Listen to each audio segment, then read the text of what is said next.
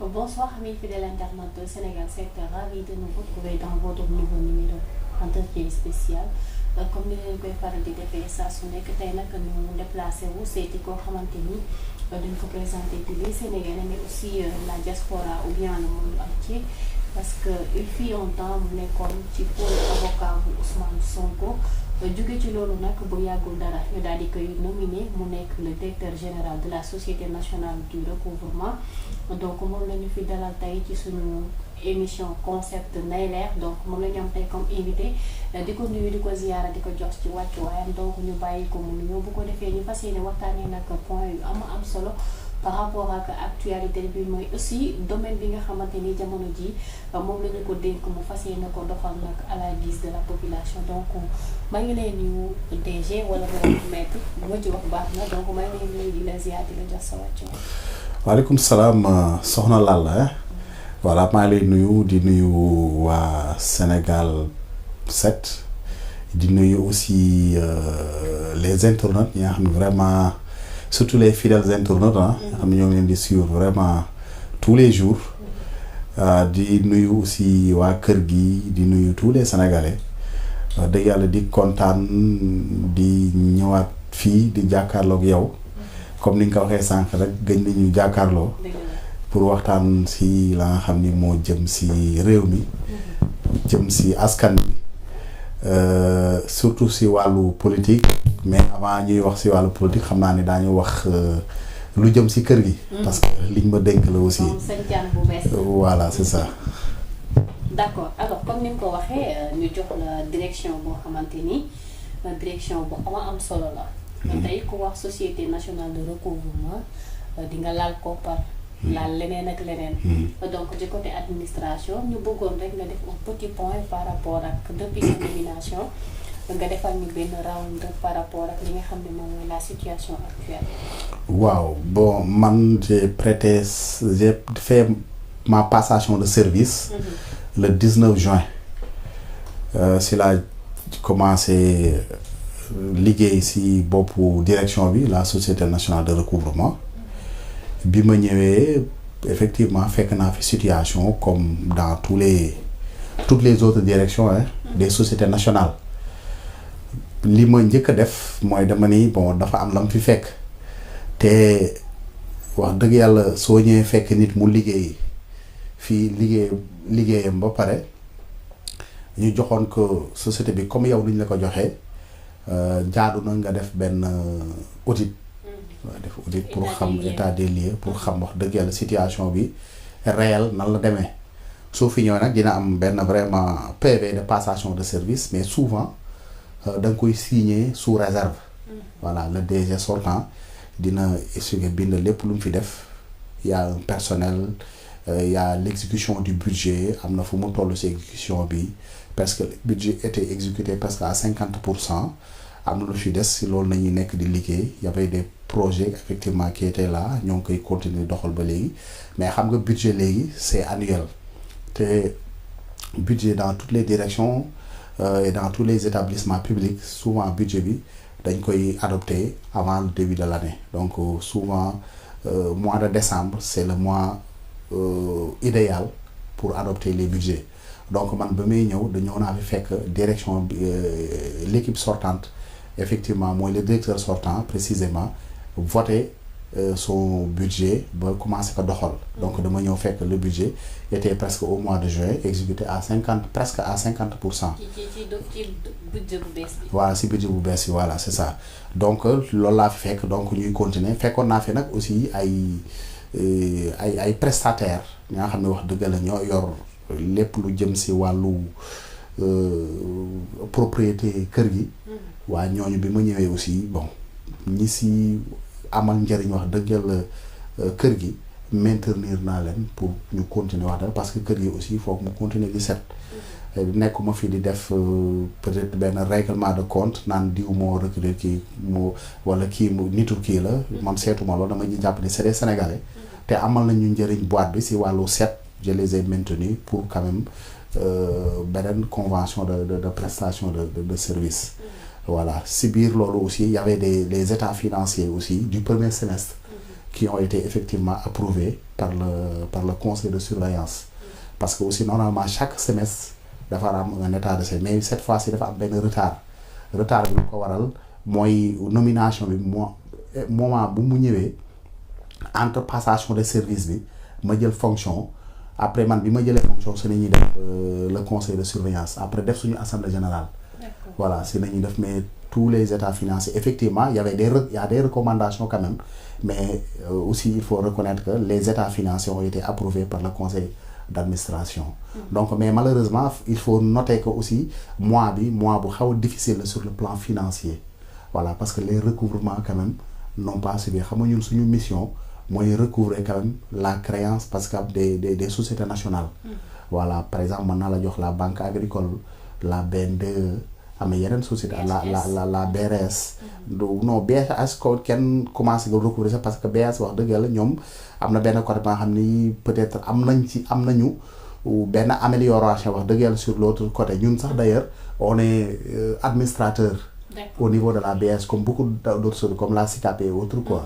D'ailleurs sax ñoo ngi nekk di waxtaan ak yenn sociétés yi pour am des conventions avec ces sociétés là pour xam nga ñoom aussi dañu am ay créances yu bari ñu ngi ci nature bi ci loxo nit ñi fayuñu leen te wax dëgg ñun loi bi créé la SNR mooy loi de 1991 dafa jox SNR ay sañ-sañ ay doole ya nga xam ni wax dëgg yàlla comme ni ñu koy waxee surtout ay prérogatives de puissance publique loolu da koy permettre recouvrement yi mu am ci yenn sañ-sañ yi mu am ci yenn doole ya nga xam diñ ko mën a def defin ba nga xam ne ñeneen mënuñu ko mooy ñeneen xam dañuy recouvrer dans le cadre privé. loolu moo tax wax dëgg yàlla suñu service ñu bëgg ko jox yeneen entité mooy des entités publiques effectivement yaa nga xam ne dañoo takk ci état bi yaa nga xam ne aussi dañoo am xaalis ba nga xam ni dafa am ñu leen ko yoreel te fayuñu leen ko. mais foofu voilà aussi banques yi parfois taux yi ñuy teg ak intérêt yi moom mooy bari de trop. waaw non du loolu sax parce que souvent lu mu tudd cause bi du loolu parce que soo seetee yeneen banques yëpp presque ni banque par exemple yi nga xam ni dañoo takk ci nguur gi nu ñuy liggéeyee ñoom banque wu état bi ci ni mu ko mën a tuddee mooy les banques yi nga xam état bi da ci mooy actionnaire majoritaire la ci. ku nekk aussi da ngay bëgg a am plus de clients. Est-ce que vous comprenez léegi nag pour avoir plus de clients yow daay def sa politique de marketing. sa politique de marketing boobu nag banque bu nekk da nga am sa politique de marketing ba nga xam ni yow yaa ko moomal sa bopp. mais société politique bi règles yi aussi benn la c'est des règles qui sont édictées par la BCEAO parce que banques yi c'est des banques commerciales BCEAO moom mooy surveiller l'application et le respect des règles bancaires banque bu ko jalgate nag BCEAO mën na dal sa kaw mën na dem sax ba nangu sa agrément. Est-ce que vous comprenez mooy nga nekk banque ba nga xam ni état bi peut-être moo la jàppale ba nga toog fii wala mu ni benn banque ba xam ne ay privé aussi. ñoom ñoo andi seen xaalis ba créer seen banque. loolu du problème bi mooy c'est-à-dire que ni ñu doon gérer portefeuille yi parfois moo xawoon. fa la taggatémbe waaw fa la taggatémbe la moo xawoon doy waar. parce que souvent les régimes passés. soo daan bokk daanaka ci régime bi soo ñëwee ci banque bi soxla xaalis daanaka garantie bu dëgër sax duñu la ko laaj. D'accord. Voilà da ngay ñëw rek ñu lebal ay milliards wala ñu lebal ay millions yu bare nga dem peut-être nga politiquer xaalis yi wala liggéey bi nga ko liggéey baaxul mu daanu. après nga toog régime bi dina défendre tant que le régime était là amul benn problème kenn du la topp. wala suñu la bëggee topp nga dem wax ci président woote ñu bàyyi la. souvent yooyu aussi mooy problème yi nga xam ni gars yi dañ ko doon jànkonteel mais changement de régime bi mu amee nag gis nañu quand même y a un changement. ñi nga xam ne dañoo yoroon nguur gi xaalis te takkoon ci régime ba le passé et puis dañoo amoon benn protection boo xam ne peut-être kenn mënul woon to am benn immunité politique peut-être mais ñooñu tey say wax dëgg yàlla ñoo ngi nekk ci ay jafe-jafe man lam leen di wax souvent nee naa leen ki fi nekkoon bon man jàpp naa ni jàppalewu leen mais da leen créer la ay jafe-jafe parce que bor moom ku la ko yoreel soo yorelee nit bor ku lay dimbale mooy ku lay dimbale pour nga fay mais tant que fayloo bor bi moom du mës a fay bor bi moom toujours daf fi nekk même soo génnee àdduna sax sa daañu topp sa njaboot mieux vaut nga fay pour que ëllëg soo tëddee mën a nelaw et puis sa njaboot mën a nekk si jàmm. gis nañ fi ña nga xam ne jàpp nañu seen waajur jeexulu dara am ay kër yu dul jeex pour ñoom seen waajur ñoo yor kër yëpp wax te soo seetee ba ci biir sax kër yëpp dañ ko hypothèque da ngay gis ñi nga xam ni seen waajur day génn àdduna ñu yaakaar ni seen waajur jeexulu dara milliardaire nangam certes mën seen waajur mën na am par exemple soo seetee actif mën na nekk 7 milliards mais soo seetee li mu yor si passif dépassé na 10 milliards xam nga kooku amul dara kooku daal nga ay bor la fi bàyyi. donc ñu bëri loolu moo leen dal parce que li leen ngay teg mooy ñàkk a fay seen li ñuy yoreel les sociétés comme la SNR parce que man li ma koy wax souvent les institutions demeurent les hommes passent les institutions demeurent. te lu mu yàgg bor soo ko yoree institution yooyu soit di nga ko fay wala sa njaboot di nga ko fay wala ñu jaay sa kër fekk am na garantie. donc situation yooyu parfois mooy kii mais ñun nag suñu rôle le rôle de la SNR mooy fexe ba. dimbali nit ki pour mu fay borom c'est que ñun même soo yoralee SNR bor ñun duñ la xoj ba nga duñ la soo yoree entreprise duñ la xoj ba sa entreprise daanu. wala soo yoree da ngeen di teg benn moyen boo xamante ni dañ lay dimbale rek pour nga mën a accompagner la pour nga mën a fay sa ay bor. c'est que suñu slogan souvent man je le dis que mooy aider ces débiteurs à se débarrasser de leur dette quoi. d'accord voilà ñun souvent loolu mu ñuy kii parce que dañuy liggéeyal état. te kuy liggéeyal état da nga ko war a jàppale aussi ces entrepreneurs économiques aussi ñu mën a continuer. di créer des emplois mais nag il faut que mu am une collaboration de la part aussi de ces entrepreneurs. d'accord alors fi ma bëgg ñu ñëw fa mënuñu bañ a waxtaanee loolu parce que yow. membre nga ci pôle avocat boobu noonu muy président Ousmane Sonko bu yàggul dara sa naataangoo di maître Bamba Cissé génne benn lettre ouverte ci biir lettre bi ñu nemmeeku ci am na plainte bu ñu déposé depuis le 12 août bi passé alors tey ci biir kàddu yi mu yëkkati énuméré na ci ay infractions yoo xam ne daal jàpp na ni kii di Madiambal Diagne dafa war a respecter immunité waaye aussi la personne de votre client. ñenn ñi nag jàpp ni est-ce que c'est le moment wala est-ce que amul leneen lu lal ci li nga xamante ni moom mooy plainte boobu. bon man c'est-à-dire que sur la procédure en tant que telle man aw wala mu ciy wax parce que je ne suis plus un avocat je suis maintenant à la tête de la direction de la SNR. mais aussi dafa nit ñi dafa war a am lu ñu xam lu ñu war a xam aussi téye ko te jàpp ko aussi te di ko doxalee noonu. mooy le premier ministre Ousmane Sonko c'est un personnage public. loolu kenn jël même bu mu nekkee dans loolu il était un personnage public mais aussi léegi c'est une institution te institution il faut que ñu faire la différence entre la personne de Ousmane Sonko ak institution bi mu incarné parce que primature la incarné te à ce titre là ni mu incarné la primature dafa am wax dëgg yàlla benn orma bu que képp kuy sénégalais ak képp sax ku dul sénégalais war ko jox. d'accord parce que loolu soo ko defee joxoo ko Ousmane Sonko sa personne mais institution bi nga ko jox il mérite ce respect là. mais soo seetee ba ci biir tu as l'impression que dafa am des gens yi nga xam ni peut-être dafa am benn haine bu ñu am à l'encontre du premier ministre Ousmane Sonko. te loolu du tey dafa yàgg. cette haine là bon on pouvait comprendre ça seen adversaire la. bien vrai que sax adversité haine waru ci am. mais dañ leen koy bàyyi y'a aucun souci parce que ñoom seen niveau foofu la toll y'a aucun souci mais quand même su ñu demee ba ki nga doon jàppee comme un ennemi au lieu de le considérer comme un adversaire yàlla def tey ñu ñëw au pouvoir le président de la République son excellence le président de la République Bassirou Diomaye Faye confier que la charge de la primature pour mu diriger coordonner le travail gouvernemental kooku am na benn dayoo bu mu taxaw ci réew mi kooku soo dee wax ak moom on est dans une démocratie il y a la liberté d'expression il y a la liberté de penser loolu on n'en disconvient pas loolu ça a été toujours te loolu kenn mënu ko dindi Sénégal mais quand même la liberté d'émission ne te permet aussi quand même de porter à la dignité de la personne de porter atteinte dis-moi à la dignité de la personne et oui de porter atteinte à la considération de la personne xam nga loolu kooku soo ko defee rek dugg nga ci cadre tooñ te ñun nous sommes bien placés pour le dire on a fait une opposition radicale et très farouche mais on n'a jamais attaqué une personne dans sa vie privée ou bien dans sa ou bien atteindre à la dignité. Macky Sall bi mu fi nekkee président xeex bi lu muy metti yëpp mosu leen dégg le président Ousmane Sonko man li ma xam boog mu atteindre à sa considération ou bien à sa dignité ou bien à sa famille. Donc débat politique bi ak contradiction yi nu mu metti quand même dafa am benn limite mais suñu gisee y a des gens yoo xam dañu jàpp ni ñoom Sénégal dañ fi nekk ñoom lu leen neex wax lu leen neex def te dara lu leen si fekk parce que soit ay journalistes nañu wala je ne sais pas ay patrons de presse ils se trompent. Sénégal est un pays de droit képp ku fi nekk ak foo mënti doon tu es soumis à la loi. Nous sommes dans un état de droit. État de droit mooy même le président de la République il est soumis à la loi.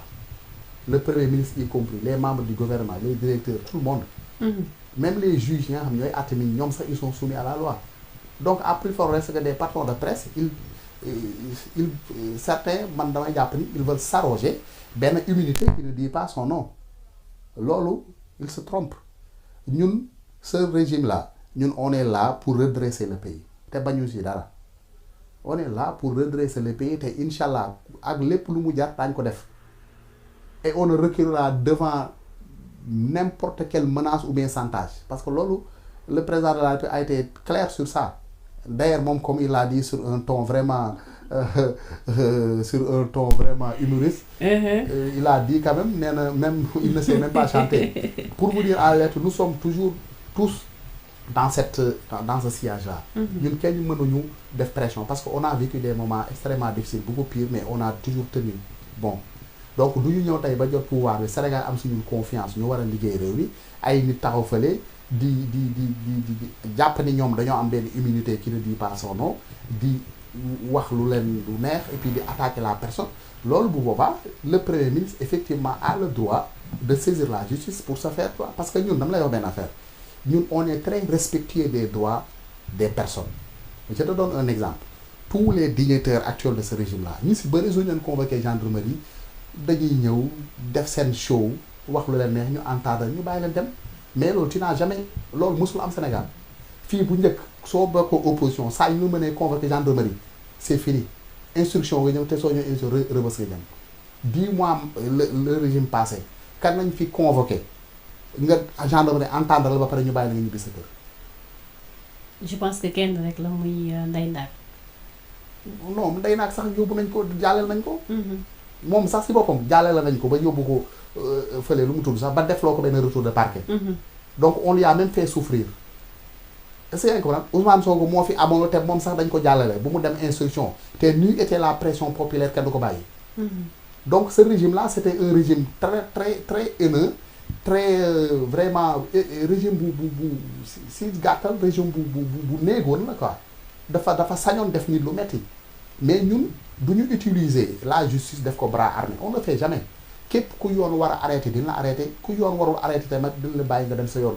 on n'influe pas ou bien on n'influence pas les procédures ou bien les décisions de justice dañuy bàyyi yoon def liggéeyam. D'accord. C'est parce que dañu bëgg a jàngal Sénégal parce que dañu bëgg a andi rupture loolu mooy rupture mën nga nekk sama adversaire politique waxal lu la neex si man soo d'accord si sama politique te li ñu séq nañ si wax l'espace public mooy li ngeen ma dénk su ma si juumee am nga droit critiquer ma. y a aucun souci noonu on n'en disconvient même pas sur ça mais quand même ces querelles de ces attaques de personnes là yooyu vraiment dañu war a dépasser loolu quoi si on veut vraiment voir un Sénégal nga xam ne dafa nekk sur la voie de la démocratie un Sénégal vraiment dafa nekk sur la voie du développement yooyu ces considérations personnelles dañu ko war a dindi donc nañu xam ni aussi le premier ministre aussi Ousmane Sonko dafa am sa dignité à préserver am sa considération à am sa réputation à préserver.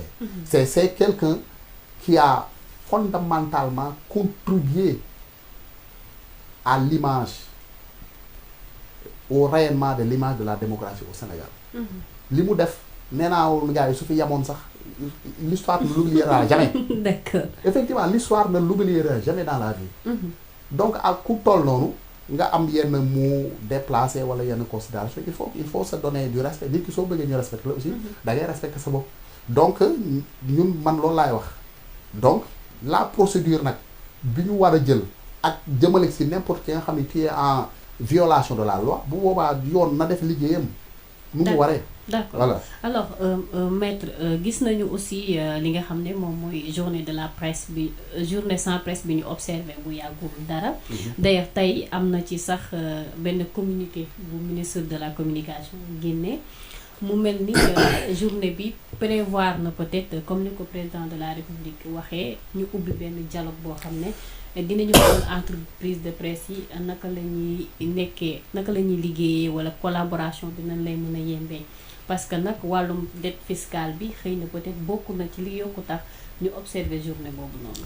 waaw xam nga il faut que ñu leeral ay mbir d'abord ba pare xam nga la presse dañu constitué wu souvent sous forme de société y a des sociétés nga xam ne ñoom ay organes de presse qui sont des sociétés. te ku di société dafa am ay obligations yu tegu sa kaw mooy société yëpp. te obligation yi benn rek laa si mel l'obligation de payer le fisc. mooy fay sa impôt. par exemple bu doon benn terre à terre mooy par exemple yow fi ngay liggéeyee da lay fay. mais li lay fay sa société bi ngay liggéey organe bi da si ñu TVA. mais TVA bu organe bi moomu ko daf ko war a delloo impôt si keesu nguur. noonu la war a def mais malheureusement dafa am ay organe de presse nga xam ne effectivement il a été constaté que. ñu si bëri ils recouvrent la TVA auprès de leurs employés ou bien de leurs salariés te duñ ko reverser dans les caisses de l'État xam nga loolu aussi violation loi la. te yooyu il faut que parce que réew impôt moo koy doxal dans tous les pays développés France ak États-Unis foo mënti dem Afrique du Sud foo mënti dem état bi lu muy defee sa politique publique est fondée sur les contributions fiscales. contributions fiscales yooyu mooy permettre état bi di am xaalis mën a fay. Les enseignants mën a fay les médecins mën a fay les policiers mën a fay les gendarmes les militaires ñëpp mën leen fay même ñun ñii di liggéey état bi di mën ñu fay. donc loolu soo amul ñoo ngi naxasal état bi ñun sur ce principe là yooyu c'est des principes. y a un autre principe c'est-à-dire que le principe du dialogue le président de la République ou bien le régime actuel n'a jamais exclu un dialogue. ñun on n'a jamais exclu même bu ñu nekkee dans l'opposition on disait que c'est qu'on est pour la dialogue mais on ne dialoguera pas avec un pistolet sous la tempe ça c'était notre slogan. te loolu ci nañu nekk ba léegi. yaa ngi ko ñun nag kenn ñu def chantage aussi. da nga jàpp ni affaire chantage non il faut que ça soit très clair chantage kenn mënuñu ko def damay wax rek c'est un principe que je dis. les patrons de presse ou bien les organes de presse ñi nga xam ni dañuy jàpp ni ñoom si seen wax ils se sentent lésés. y a aucun souci nañu ñëw wax en quoi ils sont lésés. Le président de la République il est très wax na kii nee na moom il est pour un dialogue concerté y a aucun souci donc nañu dem s'il y a un dialogue ñu wax en quoi ils sont lésés mais dafa am la nga xam ni aussi il faut que ñoom ñu xam ko mooy ça que l'obligation de s'acquitter de leur devoir aussi acquittement de leur devoir boobu cette obligation de s'acquitter de leur devoir mooy quand même ñu respecter li yoon wax en matière fiscale. man mii rek di la wax nii. je gère une société nationale société ba xam ni Sénégal yëpp ñoo ko bokk tey rek j'ai reçu un courrier du fisc. damay fay papa dañuy bloquer suñu compte fan ni d'accord est-ce que vous comprenez te li ñuy bloquer sama compte doo demee port rek CDC partout soo fayul fisc day bloquer sa compte. tegam ñun nga xam ne ñooy liggéeyal état bi di dugal ci état bi xaar nañuy bloquer suñu compte assumptement des sociétés privées. Est-ce que vous comprenez? te donc ça veut dire que y a équité. Est-ce que vous comprenez? Y a même RTS bi maa ngi dégg ay. effectivement bokk na ci même RTS on avait amoon ay ATD si compte Papa la ñaa la fay di. tey ci liste bi ñu publier RTS bokk na ci ñi nga xam ne dañu amal état bi xaalis. non effectivement mais RTS aussi moom si boppam temps yi rek Papa je me souviens Papa la ñaa la fay on avait même procédé defoon nañ ko ATD donc gis nga impôt yi domaine xamuñu kii état la bokk ñoom xoolal xam nañu xam. xaalis ñoom seen xamul lu ñu xam. lu mu tudd un redevable fiscal. d'accord. su tu es lu mu tudd sax un imposable. nga nekk une société lu mu tudd sax une société constituée ou bien nga nekk une personne physique ou bien nga nekk une personne morale. dan lay recouvrer ñoom xamuñu kii dafa xees wala kii dafa ñuul yoral nga leen dañuy dem. def les procédures yi ci war soo leen fayee xayrul soo leen fayee ñu def ñoom aussi seen liggéey ñoom loolu la ñu xam. d'accord y a aussi effectivement il peut y avoir des négociations. mais négociation aussi dafa am ci lu muy tegu. et c'est que ñoom j'ai entendu quelques-uns ñu wax effectivement ils ont reconnu que ñoom bañuñu.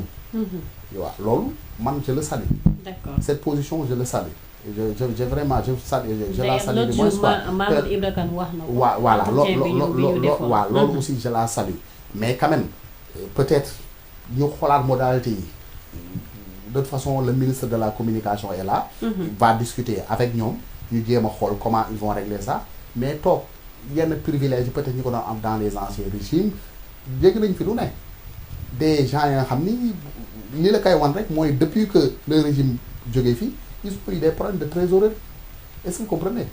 donc c'est des questions yoo xam ni aussi dañ ko war a xoolaat quoi c'est des situations aussi dañ ko war a xoolaat. ñun on travaille pour les Sénégalais même ñoom ñun on travaille pour ñoom est-ce que vous comprenez. pour leur liberté. parce que suñu dee def loolu on défend même les travailleurs qui sont dans les organes de presse. est-ce que pour que les travailleurs aussi vivent dans le mais mënuñu gérer. Un organe de presse di ko gérer yow nu la neexee dafa am ay règles yooyu respecté. ces règles là de gestion soo ko respecté wul moo lay andi si yenn situation yi mais si vous respectez bien ces règles de gestion là peut-être yenn situation yi di nga ko mën a éviter quoi. d'accord c'est important alors ñaari point yi rek moo ñu dese ñu terminer rapidement. parce que mënuñu bañ a wax ci conseil supérieur à la magistrature. parce que question bi mooy sax est-ce que président day dem wala day des peut-être loolu sa position nga ciy joxe wala sa xalaat mais juste. affectation yi jot a am muy chamboulement bi au niveau des juges ñenn ñi jàpp ni sanction la ci ñenn ñi jàpp ni simple nomination la bëggoon naa nga àddu ci loolu parce que aussi quoi qu'on puisse dire lu tolloo 4 juges ñu jël leen yëpp yóbbu leen Tamba est-ce que nuruwul leneen. waaw non xam nga dañuy waxante dëgg aussi xam nga fii moi je respecte bien les magistrats moi-même qui vous parle j'ai un frère de même père et de même mère qui est un magistrat. J'ai des amis très proches yi nga xam ne ñoo bokkoon classe qui sont des magistrats mais malheureusement il faut le dire dafa am ay juges quand même yi fi nekkoon avec l'ancien régime ni ñu doon doxalee wax dëgg yàlla ñu bëree kenn rafetlu wu ko ça il faut le dire est-ce que vous comprenez donc man je pense que ces affectations là je pense que le conseil de la magistrature moom moo def sa décision comme on l'a dit le président de la République souvent les affectations sax. C'est le conseil de la magistrature, le président, il ne fait que valider. Est-ce que vous comprenez? Il ne fait que valider. Donc, cette décision-là, donc il faut que nous respections aussi le conseil de la magistrature. Et jusqu'à présent, là où je vous parle, le conseil de la magistrature, le conseil de la magistrature a quand même, est présidé par le chef de l'État. Effectivement. Est présidé par le chef de l'État. Peut-être qu'il y a des discussions, personnellement, le président de la République doit rester au niveau du conseil supérieur de la magistrature. man loolu laa gëm. parce que suñu dëkk man dama jàpp ni àgguñu fa nga xam ni c'est-à-dire que le président de la République dafa war a dindi loxoom carrément sur la magistrature àgguñu foofu. yegguñu dans des niveaux de développement de démocratie institutionnelle. nga xam ne permettre na ñu bàyyi magistrat sinon on risque de se retrouver avec un gouvernement des juges. Est-ce que vous comprenez? Et pour éviter ça man à mon avis le chef de l'État doit rester au sein du conseil supérieur man c'est ma position. D'accord. te man dama jàpp ni Sénégal àggu fa peut-être fii ak 20 ans wala 30 ans daañu yegg dans ce niveau de développement là institutionnel et démocratique daañu àgg benn culture démocratique ba nga xam ne mais on est ba léegi dafa des il nous reste beaucoup de chemin à parcourir. Il reste beaucoup de chemin parce que man dama jàpp ni niveau de démocratie ak de culture politique bala nga fay yegg il faut nga am une population entièrement instruite et conscient des enjeux institutionnels et politiques. Mais loolu dafa des au Sénégal dafa des ba léegi. Est-ce que vous comprenez? Effectivement on est dans un pays très éveillé nit ñi am na kii mais il faut que nit ñi am benn culte xam li institutions yi du ñuy doxee. Est-ce que vous comprenez? soo jëlee dëkk ba nga xam ne taux de scolarisation bi yeggagul sax 60% wala su ko dépassé tamit lu mu koy dépassé bëriwul ñu bëri seen jàng des na. Est-ce que vous comprenez? du ñu comprendre yenn surtout juridique da ngay dem tribunal par exemple nit taxaw fa ñu wax ko benn terme juridique du sax du xam la du ko comprendre. Est-ce que vous comprenez? Et au nom de ça bon c'est un peu compliqué parfois ngay jox yenn liberté totale yi. pour c'est-à-dire que président de la République di génne loxoom si le conseil supérieur de la magistrature.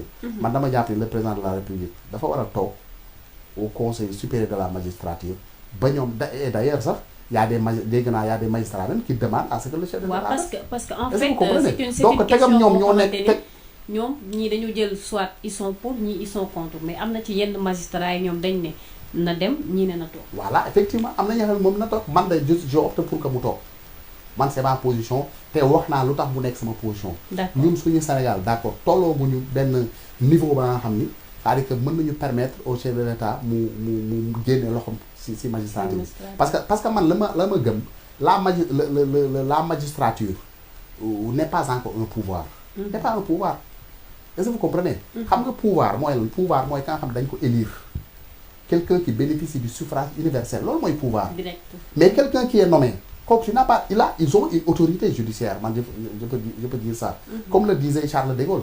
Est-ce que vous comprenez Charles de Gaulle n'a jamais admis le pouvoir judiciaire. Il a toujours dit que en réalité lu mu tudd sax les juges ou bien les magistrats ont une autorité judiciaire. Ça man vrai pouvoir judiciaire xam nga yan dëkk nga woowee sa nga dem ay États-Unis parce que ay États-Unis foofu les procureurs sont élus foofu ils sont élus sur la base d'un suffrage universel. Kooku moo yor pouvoir mais ka nga xam ne yow dañ lay nommer c'est par décret mais tu n'as pas de pouvoir. Certes ils ont une autorité. Est-ce que vous comprenez? Donc fii peut-être les vrais pouvoirs yi fi nekk mooy le pouvoir législatif et le pouvoir exécutif dirigé parce que le législatif il est élu. Les députés sont élus au suffrage universel direct. Et le président de la République aussi il est élu au suffrage universel direct. Mais les juges ne sont pas élus au suffrage universel direct.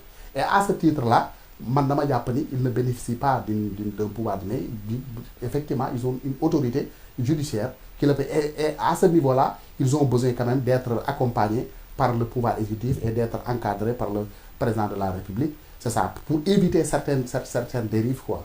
C'est ça la réalité. C'est ça ma position par rapport à ça. Alors ñu jeexal très rapidement ci wàllum assemblée bi.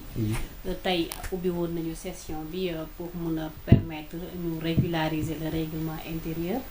Parce que bokk na ci li nga xamante ne moom mooy coowal DPG bi.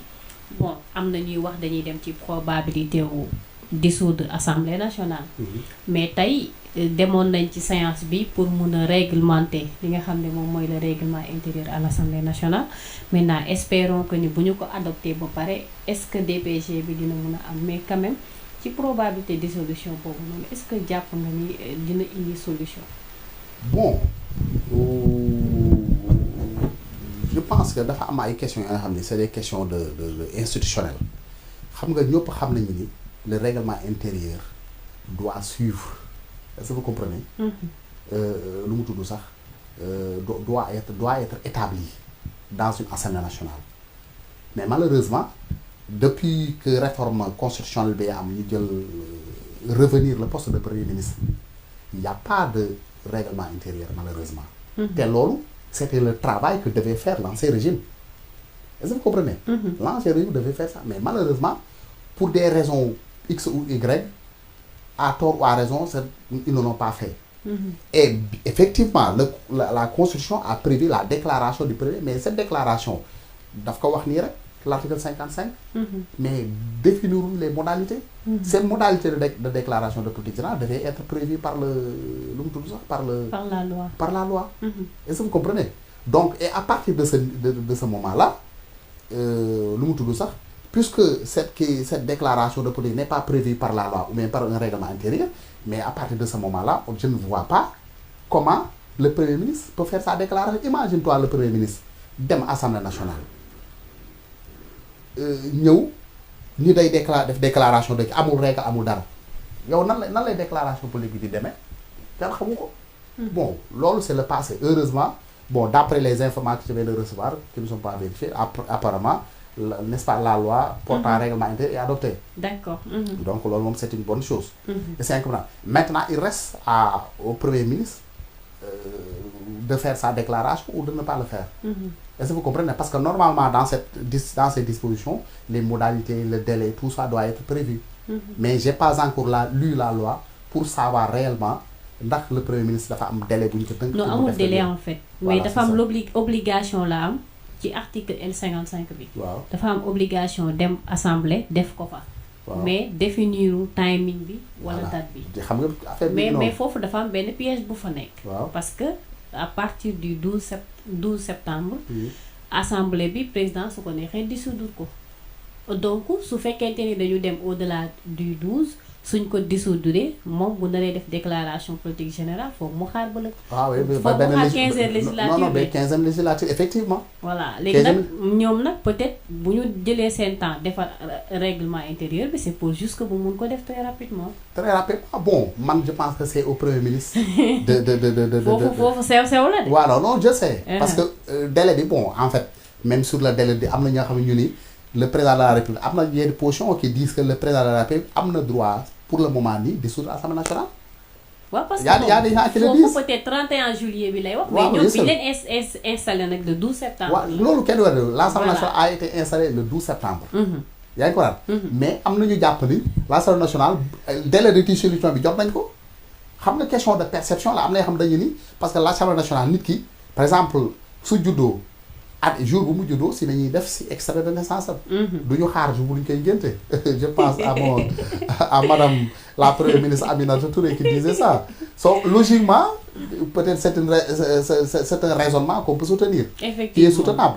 Mais il faut dire que actuellement effectivement le règlement intérieur est voté là lu mu tudd sax le 12 septembre effectivement c'est la date où l'Assemblée nationale a été installée ñu bëri jàpp nañu date boobu sax.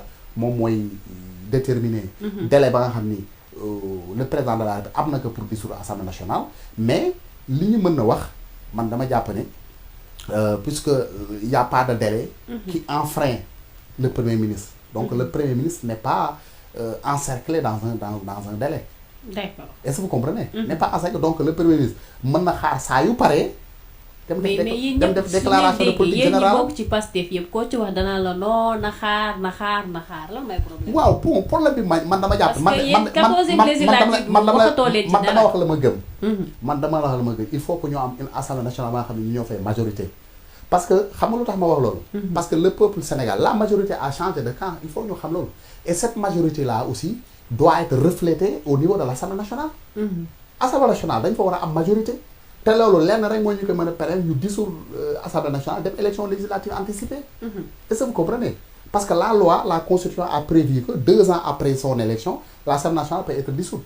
loolu la constitution bi wax. donc loolu suñu ko appliqué ñun violer wuñu loi. te ñun on a besoin d'appliquer notre politique. C'est de voter notre propre budget et d'appliquer notre politique. Et pour cela il faut ñu am une majorité au niveau de l'Assemblée nationale. Bon certes on peut. Cette assemblée nationale là mën na peut-être voter suñu budget mais aussi parce que aussi ñoom ñoo majoritaire. ñoom tey jay soo ñëwoon di soxla seen vote mais peut-être mën nañu tegal ay conditions. Est-ce que vous comprenez? Soo tu n'es pas majoritaire à l'Assemblée nationale mais ñoom mën na la tegal seen ay conditions. D'accord. Est-ce que vous comprenez? Suñu la tegalee sa ay conditions te yow nga bëgg a voter sa budget parfois tu es obligé d'accepter le parce que même su la neexul tu l'accepter. Mais pour bañ a nekk si jeu boobu.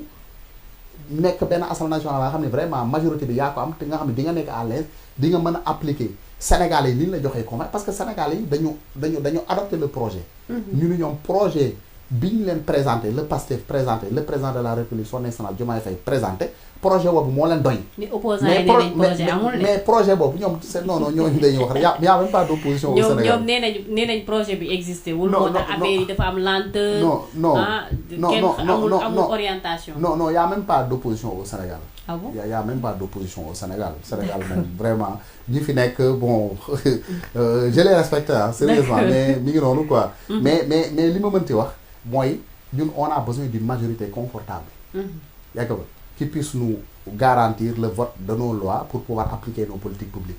te pour cela il faut que cette assemblée nationale dem. c'est vrai parce que assemblée nationale bi comme li mu la waxee léegi rek même suñ fa demoon peut-être jàkkaarloo ak ñoom ils vont nous exiger des conditions et pour éviter cela mieux vaut quand même lu mu tudd sax ñu am benn assemblée nationale vraiment ñu ñoo fay majorité daañu mën a appliquer suñu politique. Voilà, c'est ça. D'accord. Donc loolu rek laa amoon leen ci wax quoi. Merci beaucoup en tout cas DG amoon nañu mbégte ak contentement dalal la ma bàyyi la nga tàggatoo internautes yi ba beneen yoon incha allah. waaw maa ngi leen di vraiment remercier internet yi ñu doon déglu yëpp di kontaan seen déglu bi ngeen ak temps bi ngeen jox ñu aussi pour déglu ñu. loolu aussi maa ngi ciy kontaan te di leen remercier. aussi di remercier aussi waa kër gi ah. wax dëgg yàlla yéen moom saa yu ñëwee daañu am ay waxtaan yu neex quoi. Vraiment aussi di remercier aussi les Sénégalais aussi. te di wax ni les Sénégalais rek dañu xam ni lu mu tudd sax le président de la République. Avec son ministre et son gouvernement seen yéene guddeeg bëccëg mooy fexe ba faj seen jàmbat ak seen fekk si leen seen si li ngeen di xaar sa ñun. Chaque jour nelawuñu jour férié sax sama gars yi dañ koy liggéey. Je vous dis jour férié sax gars yi dañ koy liggéey. Est-ce que vous comprenez? Surtout le premier ministre, le président de la République, ça veut dire que nelawuñu sax pour te dire. Est-ce que vous comprenez? Rien que pour satisfaire les Sénégalais. Donc on est en train de concocter des politiques publiques. Inch'Allah suñ ko tegee ba di ko appliquer Sénégal yëpp daañu ci gis bopp. te wolof Njaay dafa ni lu mu tudd sax dafa ni ku la jox ndékki su la diggee añ nga mën ko gëm. te wax dëgg yàlla ces jours-là qu'on a mis depuis que ñu teg ñu ci bopp réew mi wane na quand même ñun on est animé par une ferme intention de redresser ce pays-là parce que on a pris des actes révolutionnaires et des actes courageux. ci mbay mi ci transport bi ci éducation bi ci santé bi ñu ngi ci jël ay actes. te actes yooyu à la longue incha allah fii ak quelques mois voire quelques années les Sénégalais daañu gis ni y a un vrai changement qui est en train d'être amorcé au Sénégal. te nañu gën a continuer di gën a renouveler leur confiance à cette équipe-là. Parce que ñun lenn rek moo ñor on s'est battu on s'est sacrifié pour le Sénégal. te incha allah suñu ñëwee au pouvoir on va continuer les sacrifices pour donner corps à notre projet. te projet bi c'est là pour man c'est le moom rek nañu jàpp ñun moo mën a génne Sénégal si jafe-jafe yu nekk.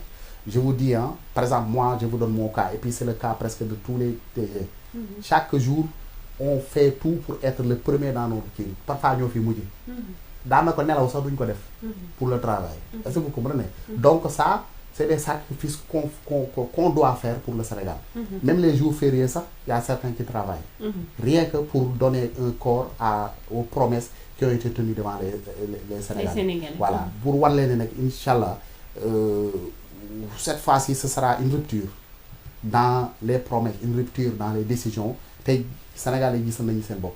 te incha allah il continue de nous accorder leur confiance moo tax souvent li may wax rek ñi fi nekk opposition peut-être amuñu souvent sax amuñu sujet lu ñuy wax ay waxu saag ak ay wax yu kenn xamul donc vraiment.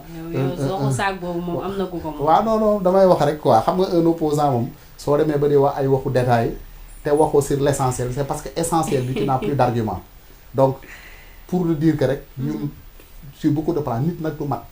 il faut ñu xam loolu nit du mat. yaa ngi comprendre nit la rek quoi. mais quand même ak quel que soit suñu yéene quel que soit suñu effort. Incha allah on va continuer dans cette voie là.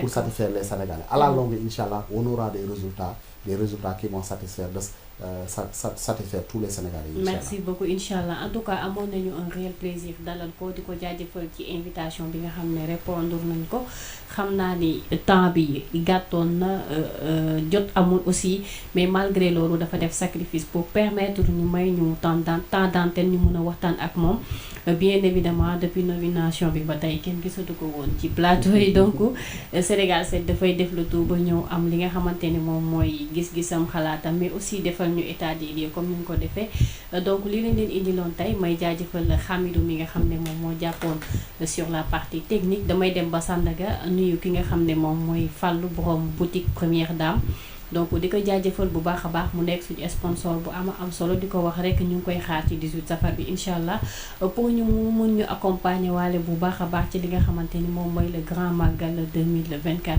et d'ici là portez-vous bien à très bientôt jërë ngeen jëf.